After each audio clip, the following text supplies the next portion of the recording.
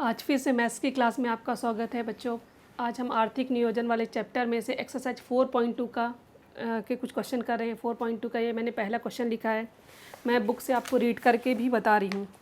पहले क्वेश्चन में है, चेतना स्टोर्स ने 1 जुलाई 2017 से 31 जुलाई 2017 की अवधि में खरीदारी पर 1,05,000 रुपये GST का भुगतान किया।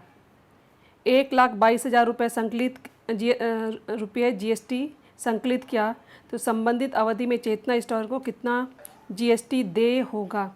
यानी अभी हमें जो निकालना वो देय GST निकालना है। तो यहाँ मैंने लिख कर ही रखा है कि चेतना स्टोर्स द्वारा भुगतान किया गया कर, इसी को हम कहते हैं इनपुट टैक्स, यानी जो इसने टैक्स जमा किया वो कितना है 1,05,000 रुपये। फिर चेतना स्टोर्स द्वारा संकलित किया गया कर, यानी उसने जब उसको बेचा होगा चीज़ों को तो कितना टैक्स इकट्ठा किया, तो 1,22,500 रुपये। तो देय GST क्या हो जाएगा कि आउटपुट टैक्स जो बाहर से टैक्स आया है उसमें से उसने जो जमा किया वो टैक्स वो घटा देगा। तो 1,22,500 में से 1,05,000 रुपये घटाने पर 22,000 रुपये मिलता है। यानी उत्तर जो हम लिखेंगे चेतना स्टोर का देय GST जो है 22,000 रुपये है। अब दूसरा क्वेश्चन भी इसी तरह से, दूसरा नहीं, मैं आपको तीसरा क्वेश्चन बता रही हूँ आपके बुक का। दूसरा तो वैसे ही आप इसको लिख सकते हैं। तो ये आपके बुक का थर्ड क्वेश्चन है। थर्ड क्वेश्चन में जो है वो है, अमीर इंटरप्राइजेज़ ने चॉकलेट सॉस की बोतल खरीदते समय 3,800 रुपये GST का भुगतान किया और अकबरी ब्रदर्स को बेचते समय 4,4100 रुपये उसने GST संकलित किया। फिर मयंक फूड कॉर्नर ने अकबरी ब्रदर्स से बोतलें 4,500 रुपये GST देकर खरीदी। इस व्यवहार में देय GST ज्ञात कीजिए और इस आधार पर प्रत्येक को केंद्र पर देय GST, CGST और राज्य का SGST भी ज्ञात करना है।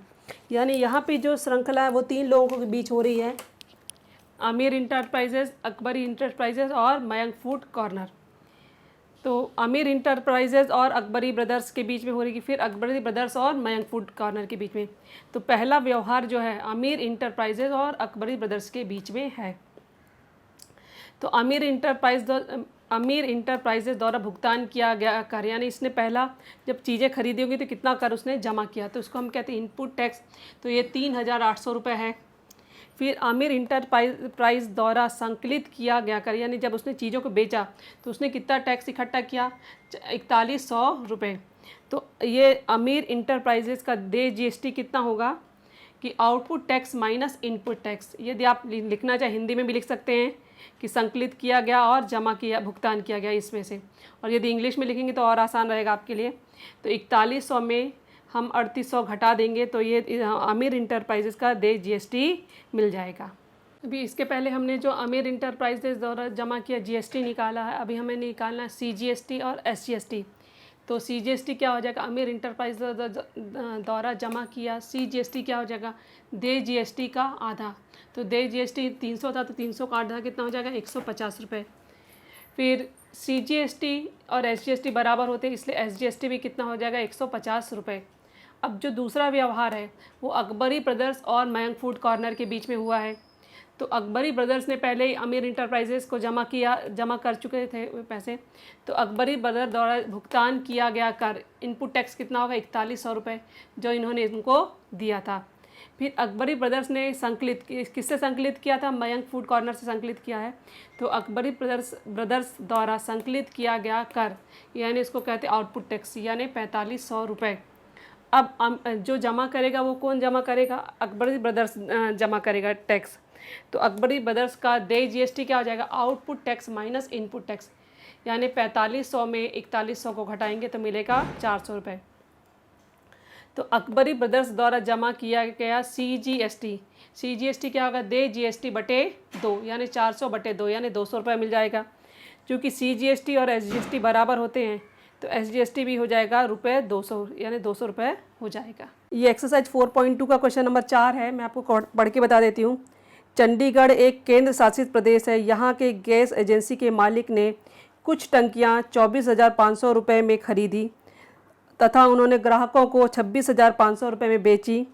इस व्यवहार में 5% की दर से देय जीएसटी ज्ञात कीजिए। इस आधार पर केंद्र का देय कर यानी सीजीएसटी और केंद्र शासन प्रदेश का देय कर यानी यूटीजीएसटी ज्ञात कीजिए।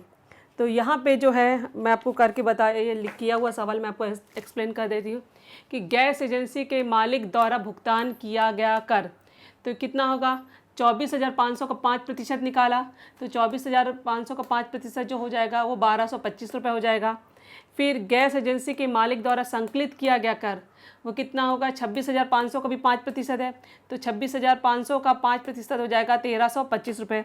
तो देय जीएसटी क्या हो जाएगा, संकलित किया गया कर माइनस भुगतान किया गया कर, यानी 1,325 में से 1,225 को घटाएंगे तो देय जीएसटी निकल जाएगा 100 रुपये। अब इसके बाद हमने इसका सीजीएसटी निकाल लिया। सीजीएसटी बराबर देय जीएसटी बटे 2 यानी 100/2 यानी 50 रुपये हो जाएगा, यानी सीजीएसटी ₹50।